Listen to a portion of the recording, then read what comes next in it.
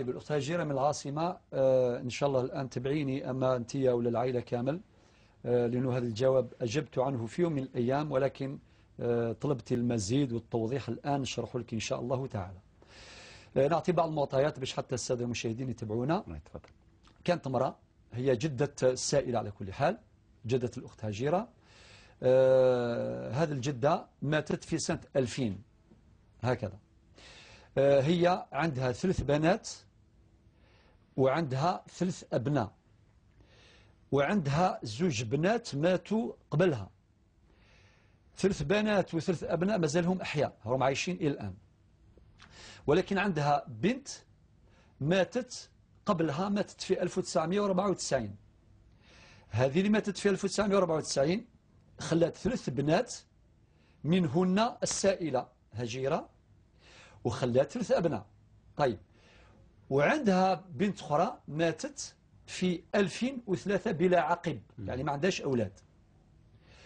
وهذا الجدة نتاعك يا الأخت هاجرة عندها شقيقها الذي مات قبلها، ولكن هو ترك وصية.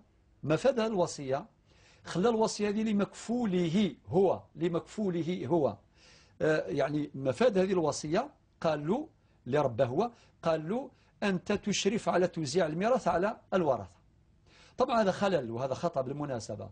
اللي يشرف على توزيع الميراث بالأنصبك هو رب العزة سبحانه وتعالى، باش يدير مشرف بأي حق هو يدير مشرف، يعني مادام الميراث نتاع الوالد نتاعو، يعني هو يعتبر وارث لو كان حيا، ولكن هو مات قبلها، إذن هو ليس وارثا. هذه في مسألة فقط باش نوضح هذه المسألة. ومن بعد الأخت هاجرة تقول حنايا أولاد المرأة اللي ماتت في 1994 طلبنا حقنا، أولاد وهذو كل ورثة، يعني 3 بنات و3 أبناء اللي خلتهم الجدة نتاعك، قالوا لكم ما عندكمش الحق في الميراث هكذا. أم بعد شفتوا هذا المكفول اللي خلاه شقيق الجدة، قلت له أعطيونا حقا في الميراث، قال لكم لا حق لكم إلا إذا أفتاكم الإمام الفلاني، ما نذكرش الاسم تاعه. ما أحسن. طيب، هنا عندي تعليق في هذه. أولا باش نختصر الفتوى في شخص واحد هذا خطأ، وفوق كل ذي علم عليم. سبحان الله. لا أحد في الدنيا يزعم أنه يملك مفاتيح العلم المطلق. الحقيقة. نعم، وفوق كل ذي علم عليم. طيب، ما كانش خال إذا كان يعني يختار إمام الأئمة فيش حرج، ولكن حتى ذلك الإمام يجب أن يناقش. صحيح. يناقش في المسألة. طيب، طبعا هما قال لكم باللي ما عندكمش الحق.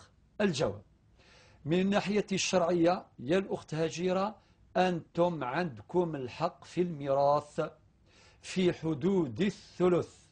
أولاد المرأة التي ماتت في 1994 خلت 3 بنات وخلت 3 أبناء، هذون الأحفاد هذون عندهم الحق في الميراث بتطبيق قواعد الوصية الواجبة.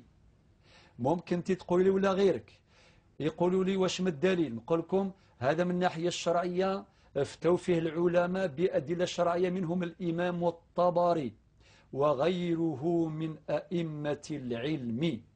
وهذه الفتوى لها أصول متصلة بالقرآن والسنة، وهما المصدران الأساسيان للإفتاء. واضح؟ وقت الحصة ما يسمح ليش باش ندخل في التفاصيل. أكيد. أكثر من ذلك من الناحية القانونية يا أخي أحمد، ولي الأمر تبنى هذه المسألة. قال لك هذو اللي ماتوا، يعني المرأة اللي ماتت في 94 يعني قبل الوالدة نتاعها اللي مات في 2000، ولادها يورثوا طبقا لقواعد الوصية الواجبة أو التنزيل في المواد من 100 إلى غاية 171 172 169 170 171 172 من قانون 84/11 اللي هو قانون الأسرة الجزائري اللي صدر من البرلمان الجزائري. ولي الأمر تبنى هذه المسألة، ورأي الحاكم يرفع الخلاف. إذن من الناحية الشرعية تورثوا، من الناحية القانونية تورثوا، وإحنا موجودين هنا لمناقشة هذه المسألة مع أي كان لبيان هذه المسألة.